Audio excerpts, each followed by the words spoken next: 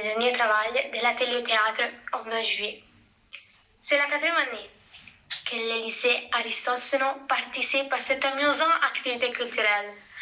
À l'occasion du bicentenaire de la naissance du père de la poésie moderne, Charles Baudelaire, que nous, les élèves de la première C, 3e C et 4e A, nous sommes heureux de vous proposer Charles Baudelaire et ses animaux.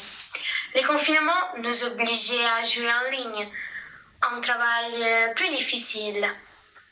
Mais malgré tout, nous nous sommes beaucoup amusés et nous espérons vous aussi. Bonne vision! Les amoureux fervents et les savants austères aiment également, dans leur mûre saison, les chats puisses et doux, orgueil de la maison, qui comme eux sont frileux et comme eux sédentaires. Amis de la science et de la volupté, ils cherchent le silence et l'horreur des ténèbres. Les rêves les eût pris pour ces courses funèbres.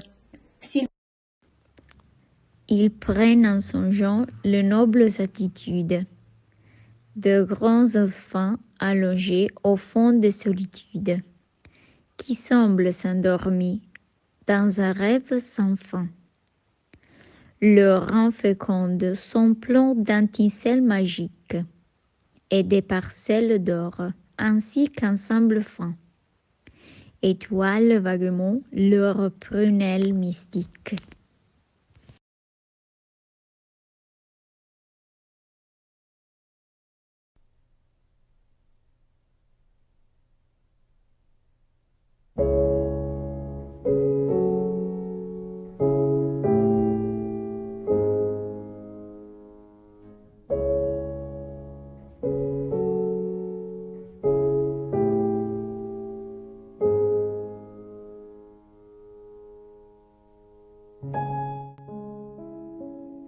J'aime voir, chair indolente de ton corps si beau, comme une étoffe vacillante miroiter la peau.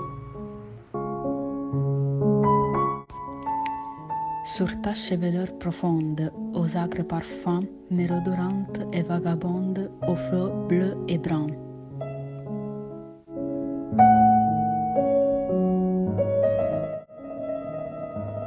Comme un navire qui s'éveille au vent du matin, mon âme rêveuse appareille pour un ciel lointain.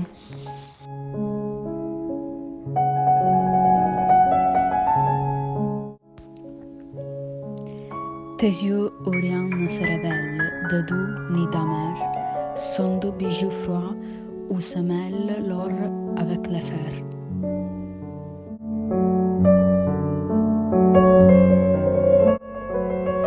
À te voir marcher en cadence, belle d'abandon, on dirait un serpent qui danse au bout d'un bâton.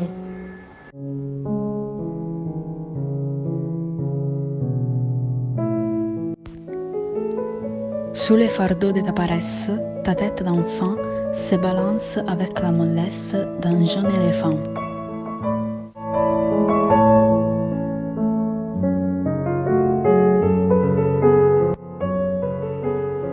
Et ton corps se penche, s'allonge comme un fin vaisseau, qui roule bord sur bord et plonge ses verres dans l'eau.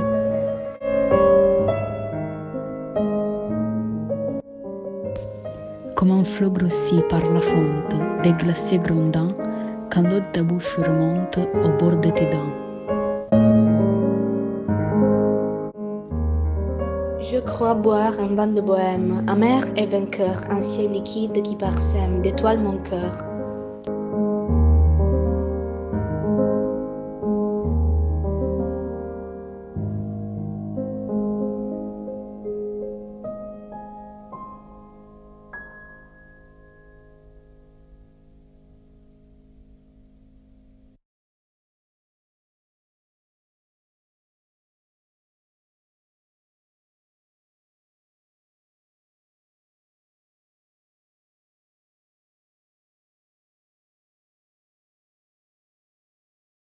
Le cygne, à Victor Hugo. Andromaque, je pense à vous.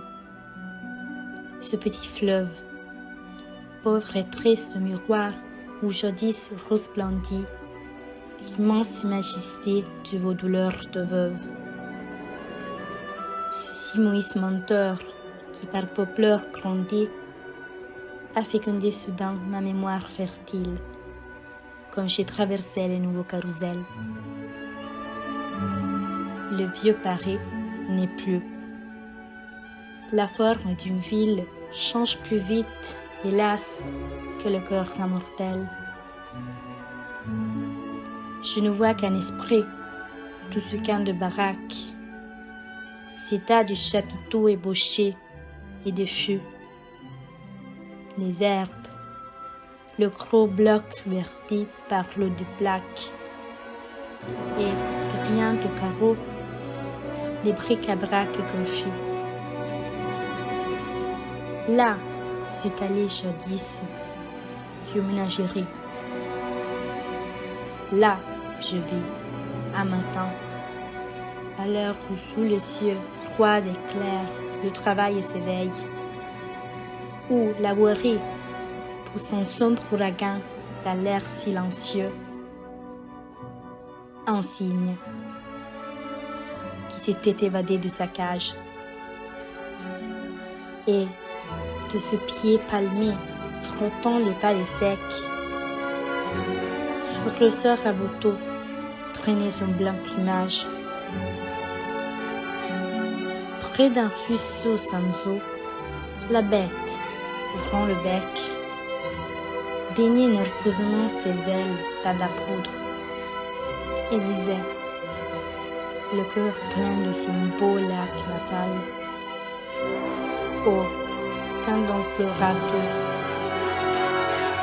quand on va tout foudre.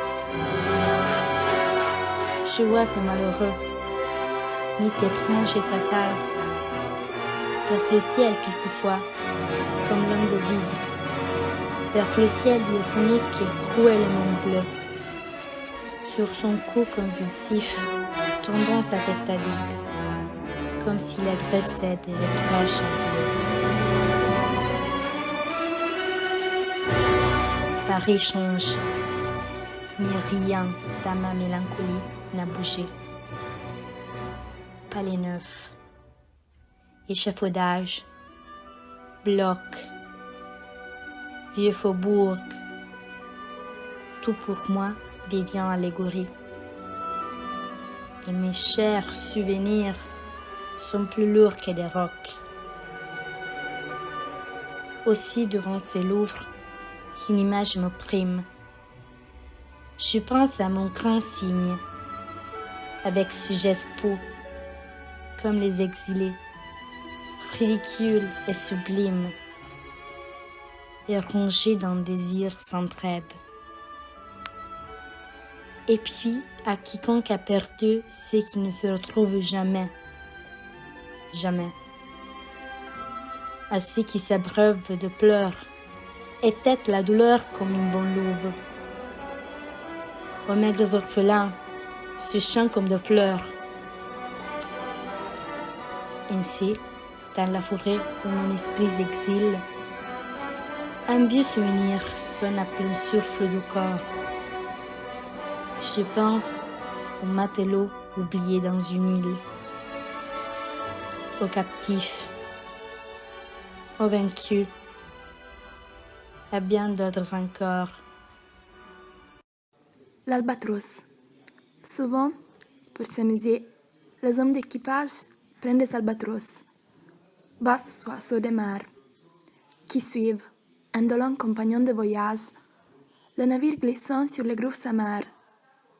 À peine ont-ils déposé sur les planches, que sera de l'azur, maladroit un taux, laissent piteusement leurs glandes blanches, comme des avirons traînés à côté d'eau. Ces voyageurs ailés, comme il est gauche veulent, lui n'a guère si peu qu'il est comique l'est. L'un agace son bec avec un brûle-gueule, l'autre mime en boitant l'infirme qui volait. Le poète est semblable au prince de nuit qui hante la tempête et se rit de l'archer. Exilé sur les sols au milieu des ouées, ses ailes de géant l'empêchent de marcher.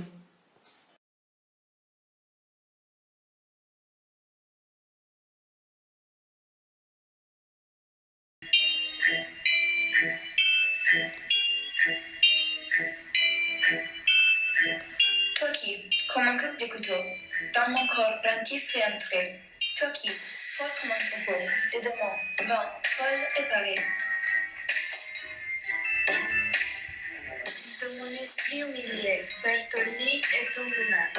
Enferme, à qui je suis lié comme le forçat à la chaîne.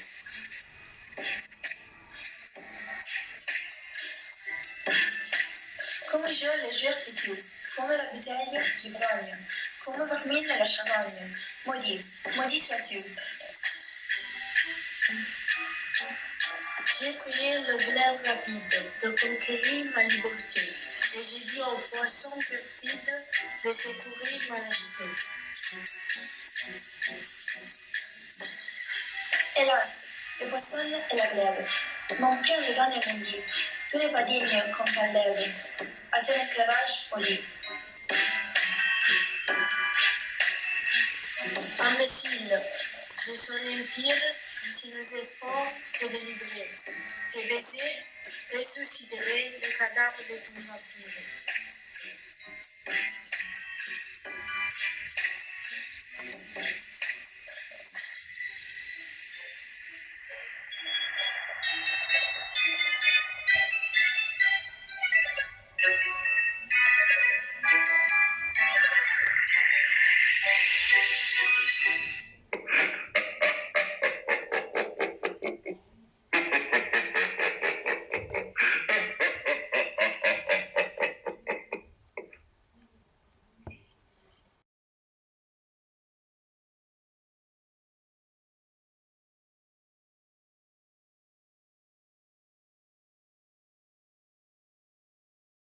Viens, mon beau chat, sur mon cœur amoureux. Retiens les griffes de ta patte et laisse-moi plonger dans tes beaux yeux, mêlés de métal et d'agate.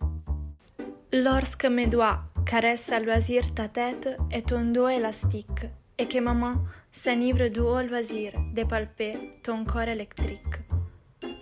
Je vois ma femme en esprit, son regard, comme le tien, aimable bête, profond et froid, coupe fin au mandar.